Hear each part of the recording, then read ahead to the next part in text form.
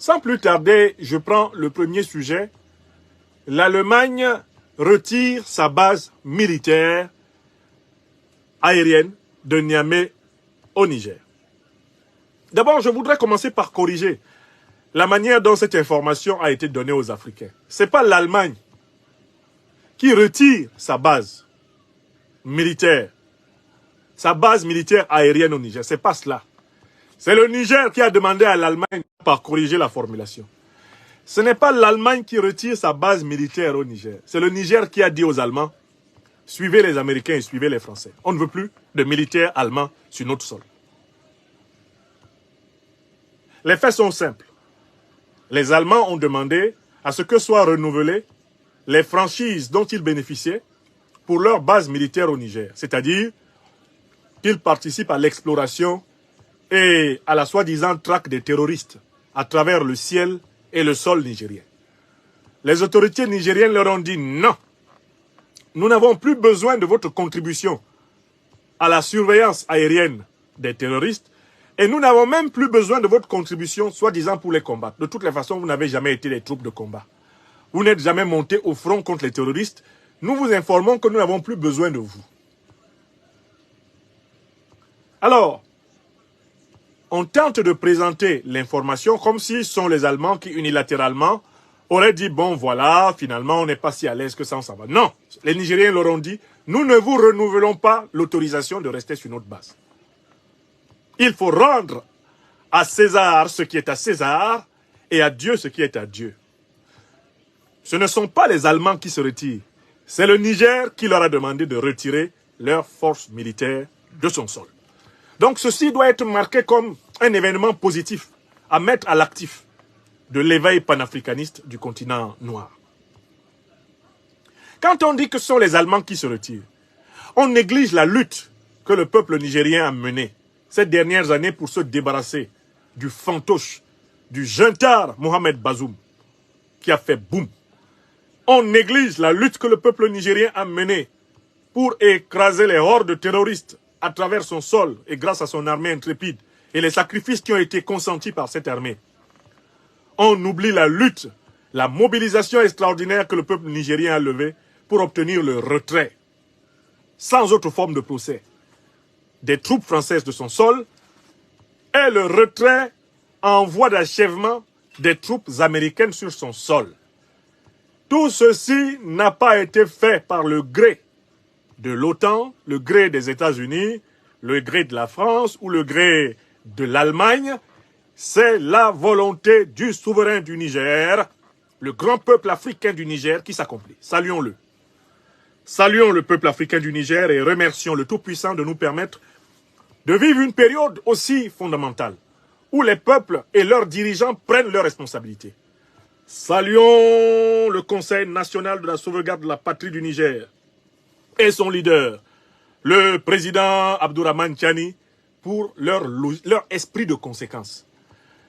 Écoutez, mais est-ce que vous savez dans quel contexte l'armée allemande s'est installée sur le sol nigérien? Si vous saviez dans quel contexte elle s'est installée sur le sol nigérien, vous comprendriez que nécessairement il lui soit demandé de rentrer en Allemagne. Bon, le Niger n'est pas l'Allemagne qui est toujours sous occupation militaire américaine. Le Niger n'est pas l'Allemagne. Le Niger, c'est l'Afrique. Le Niger, c'est le Niger.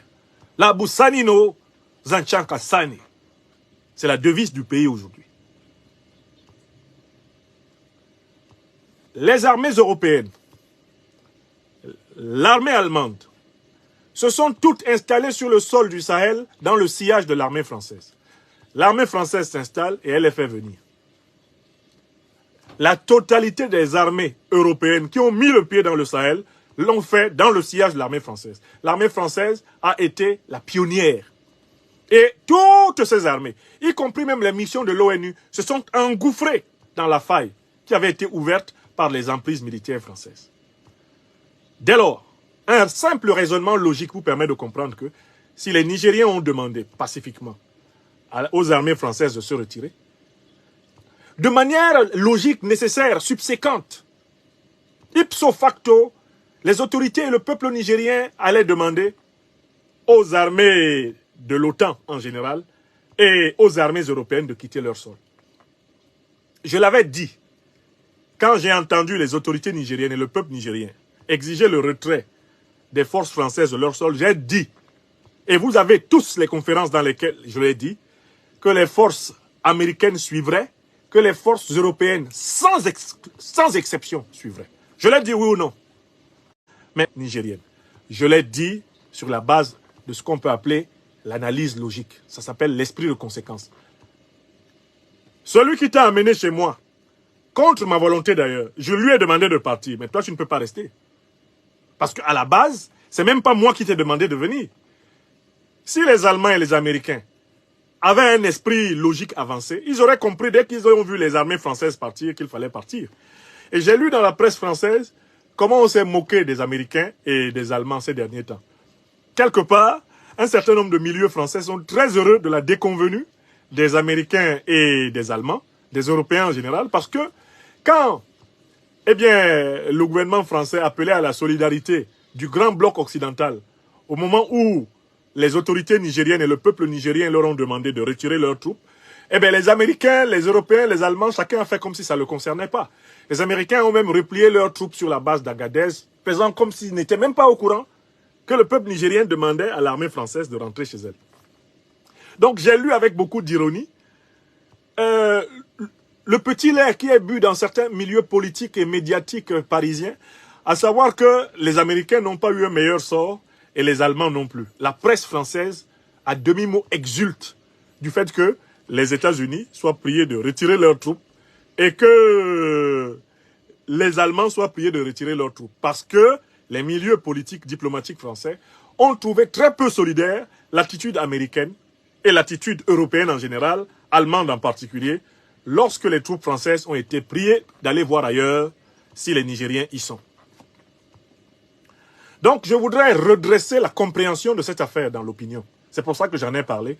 Ce n'est pas l'Allemagne qui retire sa base militaire du Niger, c'est le Niger qui demande à l'Allemagne de ramener ses militaires chez elle. Je finis ce sujet en disant que n'oubliez pas que les pays du Sahel, quand ils demandent aux puissances occidentales de retirer leurs armées, ce n'est pas un acte de rupture des relations diplomatiques. Il ne s'agit pas d'une rupture des relations diplomatiques. C'est souvent mal compris dans l'opinion, y compris africaine. Le Mali, le Burkina Faso, le Niger n'ont pas rompu les relations diplomatiques avec les pays occidentaux, que ce soit ceux de l'Union européenne ou le Canada, l'Amérique du Nord. C'est pas cela. Ils ont dit qu'ils ne veulent plus d'occupation militaire des pays occidentaux sur leur sol. C'est différent. On peut avoir une bonne coopération diplomatique, commerciale, économique, financière, sans être sous occupation militaire les uns des autres. Donc en fait, le Sahel n'est pas a priori hostile à la France, hostile aux États-Unis, ou hostile à la Grande-Bretagne, ou hostile à l'Union européenne. Le Sahel nouveau, celui de la Confédération des États du Sahel, est hostile au néocolonialisme et à l'impérialisme. Écrivez ça. C'est la forme que prend la politique de ces pays en Afrique qui est récusée, qui est contestée, qui est détestée. Ce n'est pas la nécessité des relations internationales. Donc, il demeure une ambassade allemande au Mali, au Niger, au Burkina. Il demeure une ambassade américaine au Mali, au Niger, au Burkina. Il demeure une ambassade française au Niger, au Mali, au Burkina. Tant que ces pays tiennent à avoir des ambassades dans ces pays. Vous comprenez? La logique des autorités du Sahel n'est pas celle de la rupture des relations diplomatiques, mais celle de la rupture de la domination néocoloniale. La rupture de la domination impérialiste. Écrivez ça. En disant aux Allemands, retirez vos troupes, les Nigériens ne disent pas aux Allemands, nous ne voulons plus de relations avec vous. Non, nous voulons des relations équitables, des relations justes, sans chantage, sans intimidation, sans harcèlement, sans ingérence. Voilà, des relations internationales équitables. Et voilà le premier